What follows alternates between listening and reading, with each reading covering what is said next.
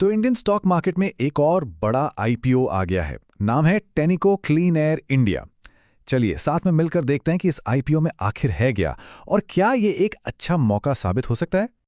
तो ये जो 3600 करोड़ रुपए का आईपीओ आया है, इसके पीछे कहानी क्या है?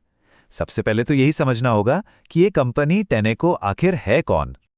तो पहला सवाल, टेनिको का अवसर मतलब कौन है ये कंपनी? टेनिको क्लीन एयर इंडिया, नाम तो सुन लिया, पर ये करते क्या हैं?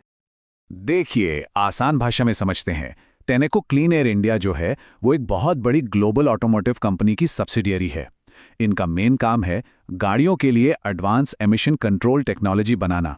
मतलब जो गाड़ियों से धुआं निकलता है ना, उसको कंट्रोल करने में टेनेको एक बहुत बड़ा नाम है।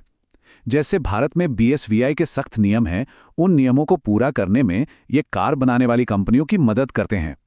तो सवाल उठता है कि इस कंपनी में ऐसा क्या खास है, इनकी ताकत क्या है? देखिए, ये भारत और दुनिया की जो बड़ी बड़ी कार कंपनियां हैं, उनके लिए एक लीडिंग सप्लायर हैं। इनके पास हाई टेक प्रोडक्ट्स की एक अच्छी खासी रेंज है और ये लोग इनोवेशन पर बहुत फोकस करते हैं। मतलब ग्लोबल R&D का पूरा फायदा उठाते हैं। साथ ही पूरे भारत में इनके 12 मैन्युफैक्चरिंग प्लांट्स हैं, वो भी स्ट्रैटेजिक लोकेशंस पर। चलिए, अब आते हैं मुद्दे की बात पर, यानी नंबर्स पर। किसी भी आईपीओ को समझने के लिए उसके आंकड़ों को जानना बहुत जरूरी है। देखते हैं इसके नंबर्स क्या कहते हैं। तो सबसे पहला और सबसे बड़ा नंबर 3,600 करोड़ रुपए। जी हाँ, यही है इस आईपीओ का टोटल इशू साइज। काफी बड़ा अमाउंट है। और अगर कोई इसमें पैसा लगाना चाहे तो एक शेयर का प्राइस बैंड रखा गया है 378 रुपए से 397 रुपए के बीच।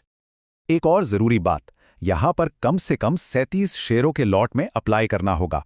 मतलब अगर एक रिटेल इन्वेस्टर अप्लाई करता है तो उसका मिनिमम इन्वेस्टमेंट होगा 14,689 रुपए।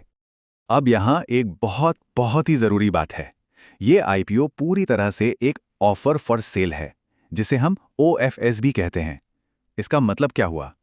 इसका मतलब यह है कि कंपनी कोई नए शेयर जारी नहीं कर रही है।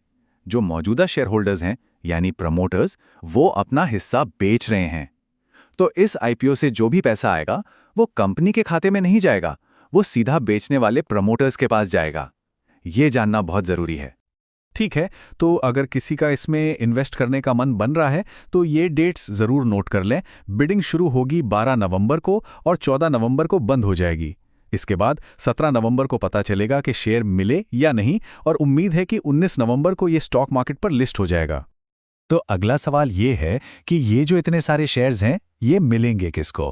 क्या सब लोग बराबर अप्लाई कर सकते हैं? नहीं, ऐसा नहीं है। इसके लिए कोटा सिस्टम होता है। देखिए, ये जो पूरा इशू है, इसका सबसे बड़ा हिस्सा यानी पूरे 50%, आधा, वो रिजर्व्ड है क्वालिफाइड इंस्टीट्यूशनल बायर्स यानी QIBs के लिए। रिटेल निवेशकों के लिए है 35% और बाकी का 15% नॉन इंस्टीट्यूशनल इन्वेस्टर्स यानी NIIs के लिए है। तो ये QIBs होते कौन हैं? असल में ये होते हैं बड़े बड़े प्लेयर्स जैसे बैंक, म्यूचुअल फंड्स, इंश्योरेंस कंपनियां। इन्हें मार्केट में स्मार्ट मनी भी कहा जाता है। क्यों? क्योंकि माना जाता है कि ये लोग बहुत रिसर्च के बाद पैसा लगाते हैं, तो इनका पैसा लगाना एक तरह से आईपीओ के लिए भरोसे का सिग्नल होता है। फिर आते हैं NIIs यानी नॉन इंस्टीट्यूशनल इन्वेस्टर्स। इसमें आते हैं हाई नेटवर्थ इंडिविजुअल्स या HNIs, जो 2 लाख रुपए से ज्यादा की बोली लगाते हैं। अक्सर यही वो कैटेगरी होती है जो आईपीओ को कई कई गुना ओवर सब्सक्राइब करवा देती है। और आखिर में आती है रिटेल कैटेगरी। इसमें वो सब लोग आते हैं जो 2 लाख रुपए तक की एप्लीकेशन लगाते हैं। इस कैटेगरी के लिए, जैसा हमने देखा, 35% हिस्सा रिजर्व्ड है। अब एक और इंटरेस्टिंग बात, आईपीओ आम लोगों के लिए खुलने से ठीक एक दिन पहले कुछ बड़े इन्वेस्टर्स को मौका दिया जाता है कि वो पहले ही अपना पैसा लगा दें। इन्हें कहते हैं एंकर इन्वेस्टर्स। और ये वो स्मार्ट मनी है जिसने सबसे पहले इस पर दांव लगाया है। और इन्होंने कितना पैसा लगाया? पूरे 1080 करोड़ रुपए। ये पैसा एंकर इन्वेस्टर से आईपीओ खुलने के एक दिन पहले ही आ गया।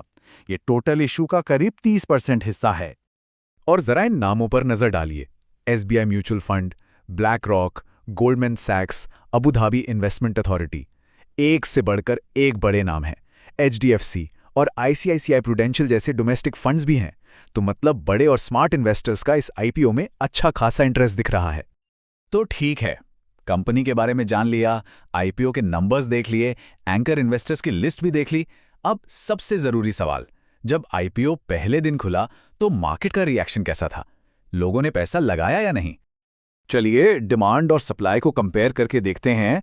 एंकर वाला हिस्सा हटाने के बाद पब्लिक के लिए ऑफर पर थे करीब 6.34 करोड़ शेयर्स, और पहले दिन बोलियां कितने शेयर्स के लिए आईं? करीब 2.78 करोड़ शेयर्स के लिए। तो इसका मतलब क्या हुआ? मतलब ये कि पहले दिन ये आईपीओ पूरी तरह से भरा नहीं, कुल मिला के सिर्फ 0.44 गुना ही सब्सक्राइब हुआ। अगर कैटेगरी वाइज देखें तो क्यूआईबीज की तरफ से तो लगभग ना के बराबर रिस्पॉन्स था। रिटेल वाला हिस्सा भी पूरा नहीं भरा, सिर्फ 0.37 गुना। हाँ, लेकिन जो एनएआई कैटेगरी है, यानी हाई नेटवर्थ वाले लोग, उन्होंने इसे 1.16 गुना भर दिया। मतलब उन्होंने अपने कोटे से ज्यादा की डिमांड दिखाई। तो इस मिले जुले रिस्पॉन्स पर एक्सपर्ट्स क्या कह रहे हैं? जैसे फाइनेंशियल एनालिस्ट दिलीप दावड़ा का मानना है कि इशू की प्राइसिंग ठीक ठाक है, मतलब फुली प्राइस्ड है, और वो कहते हैं कि मीडियम से लॉन्ग टर्म के लिए इसमें पैसा लगाया जा सकता है क्योंकि कंपनी के आगे के प्रोस्पेक्ट्स काफी अच्छे दिख रहे हैं। तो अब तस्वीर कुछ ऐसी है। एक तरफ रिटेल इन्वेस्टर्स का ठंडा रिस्पॉन्स है, लेकिन दूसरी तरफ एंकर इन्वेस्टर्स और एनआईआईज का अच्छा खासा भरोसा है। तो सवाल यही है कि बिडिंग के जो बाकी दिन हैं उनमें क्या होगा? क्या रिटेल और क्यूआईबीज की तरफ से भी डिमांड आएगी? टेनेको का भविष्य अब इन्हीं कुछ दिनों पे टिका है।